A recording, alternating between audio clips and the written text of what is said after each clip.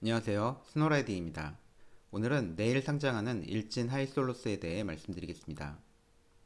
먼저 보시기 전에 구독, 좋아요, 알림 설정 해주시면 저에게 큰 도움이 됩니다. 먼저 일진 하이솔루스의 사업 영역입니다. 세계 1위 수소 저장 용기 전문 기업입니다.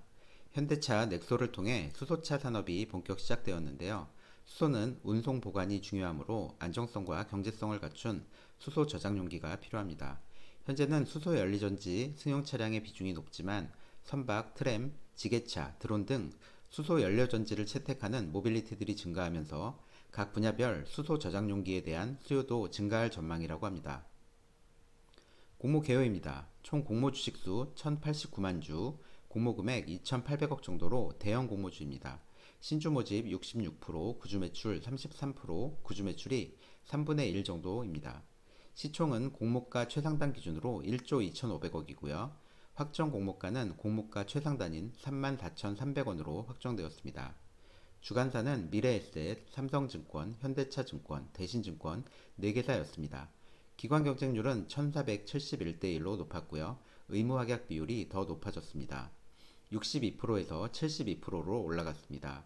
의무합약 비율 측면에서 거의 최상급으로 올라갔다고 생각하셔도 될 것 같습니다. 국내 기관과 해외 기관을 나눠서 보겠습니다. 국내 기관의 경우는 91%가 의무합약을 했고요. 해외 기관의 경우는 53%입니다. 해외기관 53%는 그동안 해외기관들이 의무합약을 안 했던 사례를 통해 보면 높은 비율이라고 할 수 있습니다. 반면 국내 기관들은 3개월에서 6개월 락업을 걸었고요. 해외 기관들은 1개월 이하 단기간 락업인 점이 아쉽습니다. 기관별 참여 비율을 보겠습니다. 국내 기관 65%, 해외 기관 35% 참여했습니다. 해외 기관 참여율 35%로 꽤 높은 편에 속합니다. 참고로 카카오뱅크의 외국기관 참여 비율은 50%였습니다. 외국기관의 참여 비율은 외국기관의 관심도로 볼 수 있겠는데요. 카카오뱅크 상장 후 주가를 끌어올리는데 지표가 될 수 있다고 생각됩니다. 브레인즈 컴퍼니의 외국기관 참여 비율입니다. 4%였는데요. 일반적으로 외국기관의 참여 비율은 이 정도입니다. 물론 브레인즈 컴퍼니도 상장 후 좋은 주가 흐름을 보였지만 해외 투자자들까지 관심을 보이기에는 부족해 보이지 않나 판단입니다. 배정 결과 보겠습니다. 우리사주조합에 218만 주 배정되었었는데요. 최종 배정은 34만 주 배정되었습니다. 우리사주조합에 15%만 배정되었고 나머지는 실권이 발생했습니다. 임직원수 184명에 1인당 4억 원가량 배정되었는데요. 평균 연봉은 4,346만 원이었습니다. 연봉의 10배가량 되는 금액이니 어느 정도 수긍이 갑니다. 우리사주조합의 실권주는 기관 투자자와 일반 투자자에게 재배정되었습니다. 일반 배정입니다. 4개의 증권사 중 미래에셋증권, 삼성증권은 130만 주, 현대차증권과 대신증권은 33만 주 정도 배정이었습니다. 한도는 미래에셋이 8억 6천만 원 등 넉넉했고요. 모두 수수료 2천원으로 동일했습니다. 균등 배정 결과입니다. 현대차증권이 가장 좋았었는데요. 현대차증권은 2주를 100% 받았고요. 1%의 확률로 한 주를 더 받을 수 있었습니다. 그 다음으로 2주를 받을 확률이 삼성증권은 93%, 대신증권은 92%, 미래에셋증권은 47%였습니다. 비례도 역시 현대차증권이 좋았었는데요. 비례 경쟁률 1215대1로 비례 최소 증거금은 2100만원이었습니다. 대신증권의 경우도 현대차와 유사하게 비례 경쟁률 1220대1, 최소 증거금은 2100만원이었습니다. 결과를 보면서 중복 청약이 금지되고 나서 청약 마지막까지 치열하게 눈치 작전을 펼쳤다는 생각이 듭니다. 미래에셋은 1352대1, 2300만원, 삼성증권은 1307대1, 2200만원이었습니다. 일반 배정을 최종 정리하면 총 증거금은 36.6조였고요. 현대차증권에 청약하는 것이 균등 비례에 모두 유리했었습니다.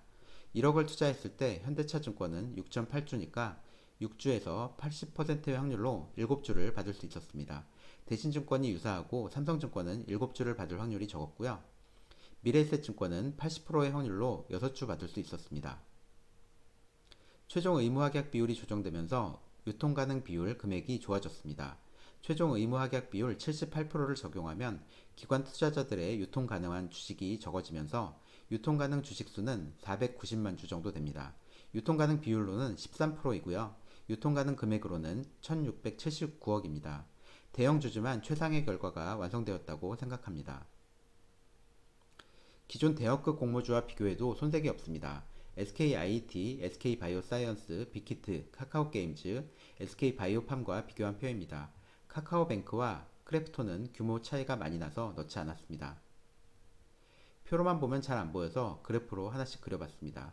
일진하이솔루스는 시총 1조 2천억으로 기존 대여 공모주보다는 시총면에서 좀 작긴 합니다. 그나마 카카오게임즈와 가장 비슷한데요.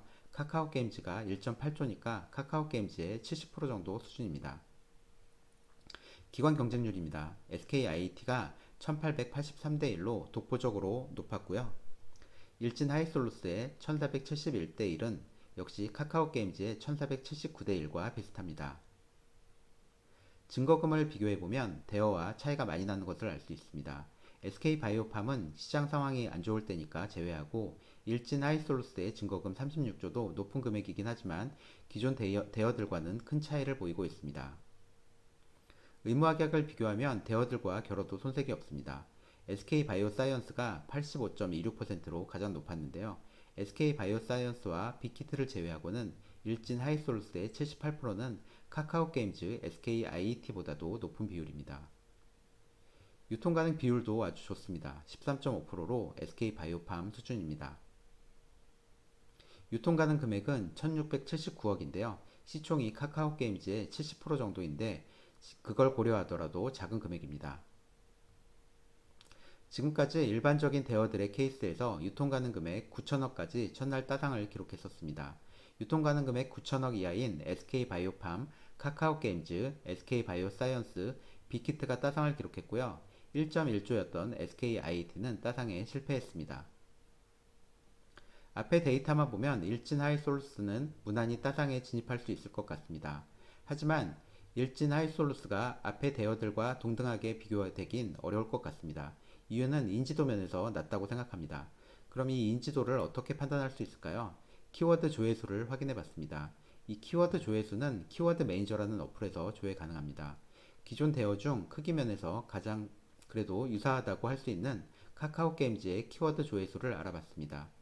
PC 기준으로 31만 건, 모바일 기준으로 145만 건입니다. 일진 하이솔루스를 검색해 봤습니다. PC 기준으로 19만 건, 모바일 기준으로 68만 건입니다.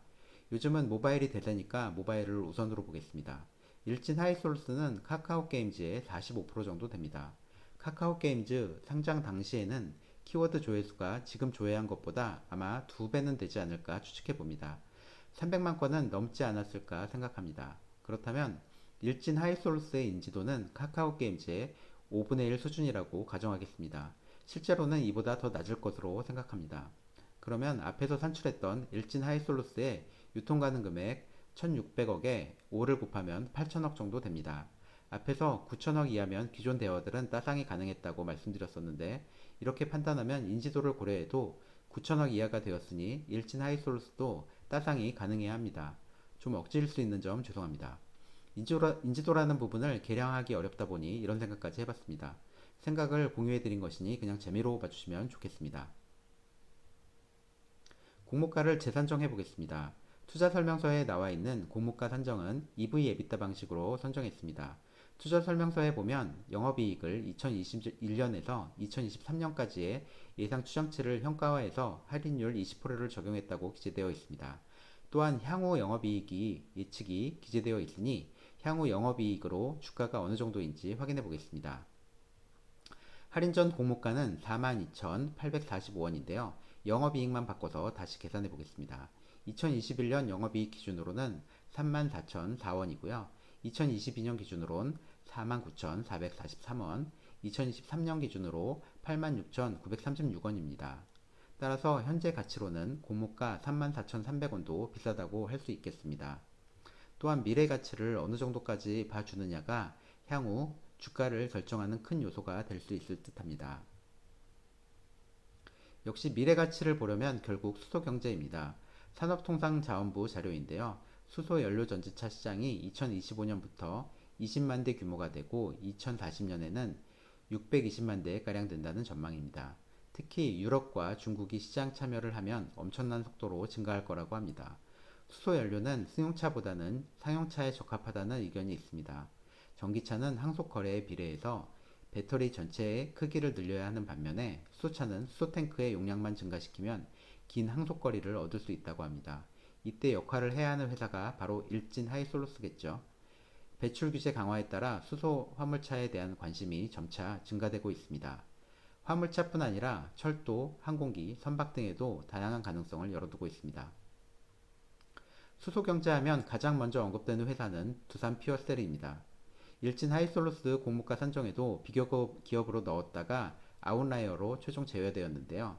최근 합산 4분기 기준 PER 861배, 올해 추정 PER 288배로 미래 가치를 높게 평가받고 있습니다. 시총은 3조 3,860억 원입니다. 국내 1위 발전용 연료전지 사업자로 일진 하이솔루스와 비교하기엔 무리가 있어 보이는데요. 그래도 일진 하이솔루스가 좋은 평가를 받는다면 두산 퓨어셀과 비교될 수 있다고 생각합니다. 결론을 내보겠습니다. 일진 하이솔루스는 공모가 34,300원으로 기관들에게 이보다 좋을 수 없을 정도의 최상의 평가를 받았습니다. 수소차의 핵심 부품인 수소 저장 용기 전문 기업으로 타입4 수소 저장 용기에 세계 최초 양산 기술력을 보유하고 있습니다. 향후 승용차를 넘어서 사용차뿐 아니라 선박, 트램, 드론까지 확산이 된다면 수소 저장 용기의 수요는 급격히 증가할 전망이라고 합니다. 하지만 공모가는 이미 미래 가치가 많이 반영되어 있습니다. 더블을 했을 때 68,600원, 따상을 했을 때 89,180원인데요. 2023년 영업이익을 적용해도 따상에 못 미칠 정도로 이미 충분한 미래 가치가 반영되었습니다. 하지만 긍정적으로 보면 기관들은 높은 평가로 락업이 78%까지 올라가면서 유통가능 비율 13%, 유통가능 금액 1,600억대로 매우 좋은 조건이 되었습니다. 인지도는 기존 대여와 비교하기에는 낮지만 상장일 좋은 성적이 기대되게 만드는 요소입니다. 수소경제의 대장주 두산 퓨어셀의 시총에 대입해보면 93,244원입니다. 만약 이 금액까지 넘는다면 수소경제의 새로운 대장주가 될 수 있습니다. 수소차 핵심 부품을 생산하는 회사로 수소경제의 대장주로 평가받을 수 있을지가 기대됩니다. 더블을 넘는 따상 근처까지 기대해봅니다. 이상 스노라이딩이었습니다. 방송을 들으시고 궁금한 사항이 있다면 댓글로 남겨주시면 최대한 답변 드리도록 하겠습니다. 도움이 되셨다면 구독과 좋아요, 알림 설정까지 부탁드립니다. 감사합니다.